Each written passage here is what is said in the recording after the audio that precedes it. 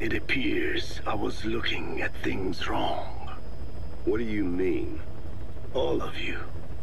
Until now, I had thought of your organization, Diamond Dogs, as a superorganism. You'll have to explain that one. The term refers to a unit of eusocial insects like ants or bees. While made up of many individuals, they behave as though they are one organism, with the queen as their nerve center. The close ties you share here reminded me of that.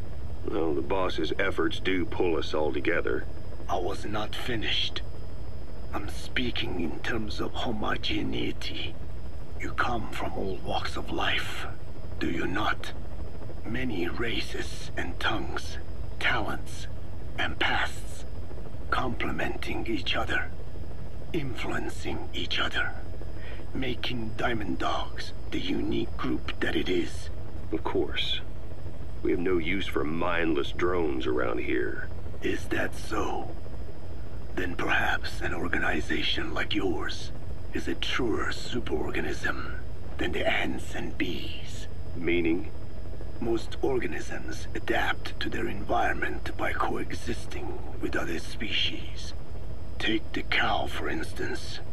Its rumen, the first stomach, contains an incredible number of bacteria, which digest the food it has consumed. Without their help, the cow could not break down the fiber in grasses. The cow has to outsource its means of survival to them. You don't say. Man is the same.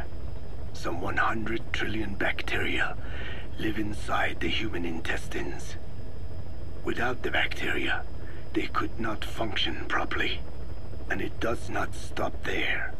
The stomach, the mouth, the skin, even the placenta contains bacteria that coexist with us.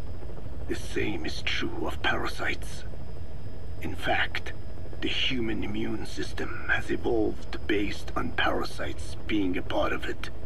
Without them, the immune system can run amok and even damage other parts of the body. This is all very interesting, but what does it have to do with Diamond Dogs? A harmonious superorganism is made up not of a group of homogeneous individuals, but of diverse individuals that complement each other. That is what I saw in your group here.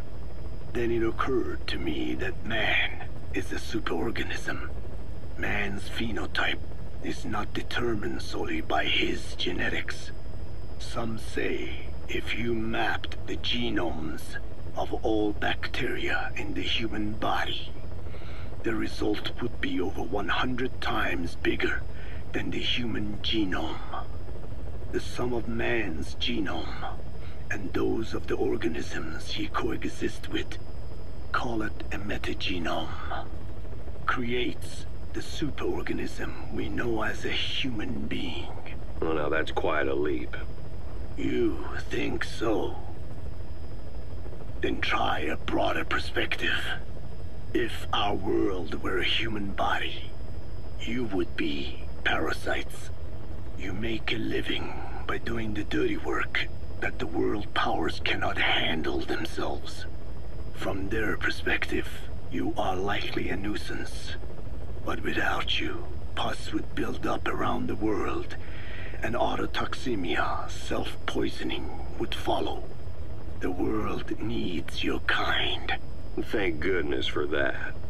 Skullfaced forced me to turn parasites into weapons. Creatures with which we are supposed to coexist.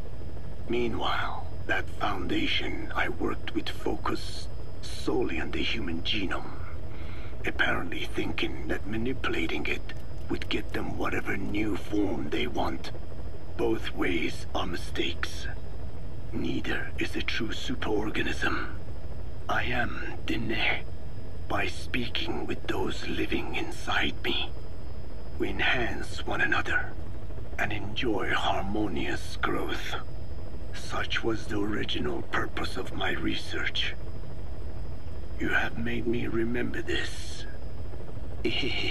Well, it's an honor.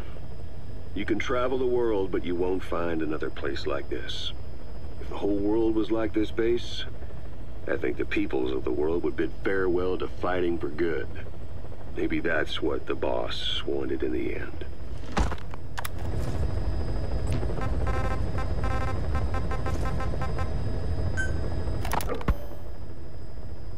Peace Day never came.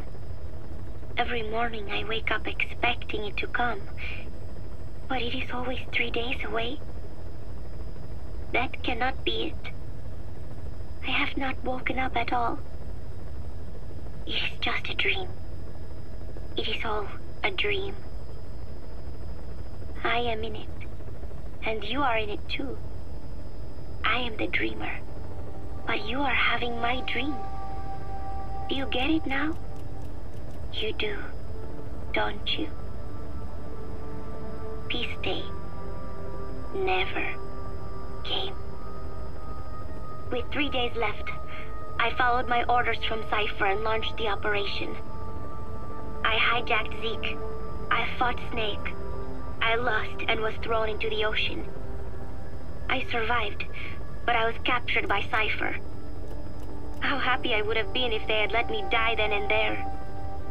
But wishes do not come true. We just cling on to our dreams, our phantoms, mine and yours. But I think this one is coming to an end.